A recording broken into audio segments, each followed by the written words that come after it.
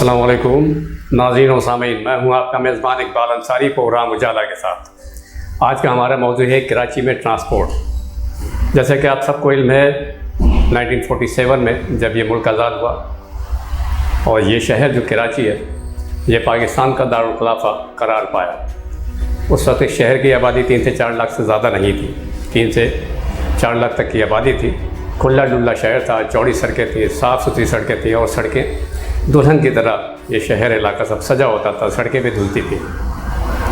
इसीलिए इसको उरूसुल बलाद कहा जाता था। यहाँ पर पब्लिक को, कराची की शहरियों को एक सस्ती, महफूज और मेयारी सफरी सहूलत मैसर थी ट्रामवे की सूरत में।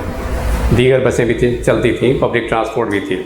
उसके बाद अयूबी हुकूमत में जब आबादी कराची की बढ़नी शुरू हुई, तकरीबन 50 लाख के करीब आबादी हो गई, तो कराची की आवाम को एक महफूज और सस्ती सफरी सहूलत के लिए कराची सर्कुलर रेलवे का आगाज़ किया गया। एक कामयाब सर्विस थी और लोगों ने इससे बहुत फ़ायदा भी उठाया, बहुत मुस्तफ़ीद होते रहे। वक्त गुजरते के साथ साथ जो कराची की आबादी बढ़ती गई, शहरी मसाइल में इजाफा हो गया, ट्रांसपोर्ट के मसले मसाइल बढ़ते गए, तो बजाय इसके कि सरकारी सतह पर पब्लिक ट्रांसपोर्ट में इजाफ़ा किया जाता, इसमें बेहतरी की जाती और महफूज और आरामदा और मेयारी सफरी सहूलत आवाम के लिए मैसर की जाती, उसके बजाय हुआ ये कि एक साजिश के तहत कराची की तमाम पब्लिक ट्रांसपोर्ट को आहिस्ता आहिस्ता निजी शोबे के हवाले कर दिया गया। निजी माफिया जो है उसने जो है कराची की तमाम ट्रांसपोर्ट को अपने कब्ज़े में ले लिया। अब हुआ ये कि जब निजी माफिया इस लाइन में आ गया और कराची की ट्रांसपोर्ट को अपने कब्ज़े में ले लिया, उसने अपने आप को हर किस्म के रूल रेगुलेशन, ट्रैफिक कवानीन से आज़ाद समझा। हर किस्म के कवानीन से, रूल रेगुलेशन से, ट्रैफिक के मामला से अपने आप को मुबर्रा समझा। मनमाना किराया वसूल किया, चिंची के हवाले कर दिया गया शहर को, मोटरसाइकिलों के हवाले कर दिया गया। अब मजबूर हैं लोग, क्या करें।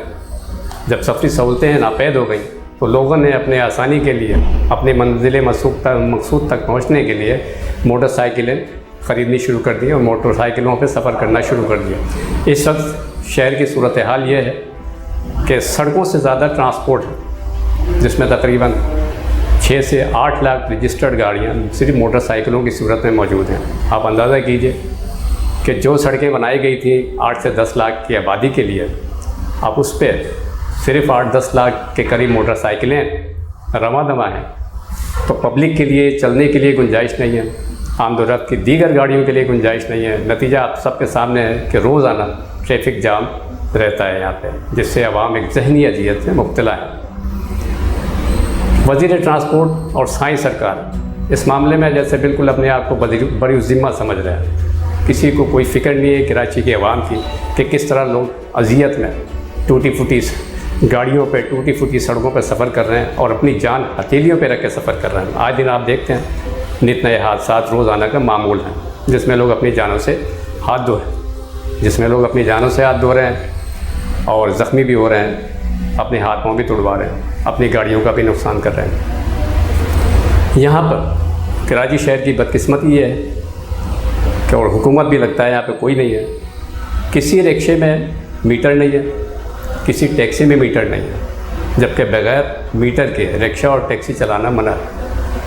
अब हुकूमत की आंखें बंद हैं या वज़ीर ट्रांसपोर्ट जो है उन्होंने आंखें बंद रखी हैं, क्योंकि उनको इस चीज़ से कोई सरोकार नहीं है।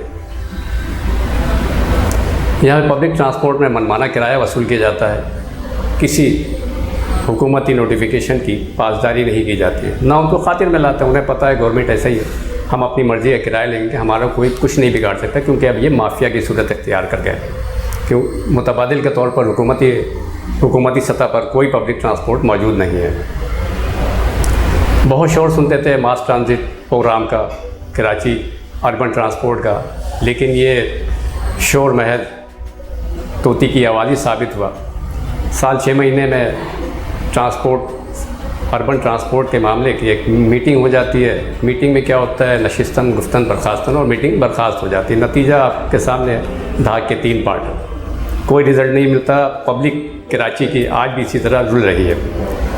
अब इस चैनल के तवज्जुह से हमारी तजवीज़ ये है कि अगर हम कराची की आवाम को सफरी सहूलतें देना चाहते हैं, मेयारी और महफूज सफरी सहूलत देना चाहते हैं, उसमें इजाफ़ा करना चाहते हैं और बेहतर करना चाहते हैं, तो वज़ीर ट्रांसपोर्ट को पाबंद किया जाए कि वो महीने में कम से कम 2 दिन पब्लिक ट्रांसपोर्ट के ज़रिए दफ्तर से घर जाएं और घर से दफ्तर जाएं। मैं यकीन से कहता हूं कि आप देखिएगा कि कराची की ट्रांसपोर्ट जो है बेहतर हो जाएगी। अपने पड़ोसियों का, मोहल्ले वालों का, मिलने जुलने वालों का सबका ख्याल रखिए। देखते रहिए, सब्सक्राइब कीजिए और लाइक कीजिए। AAA Sky 1 news. अस्सलाम वालेकुम।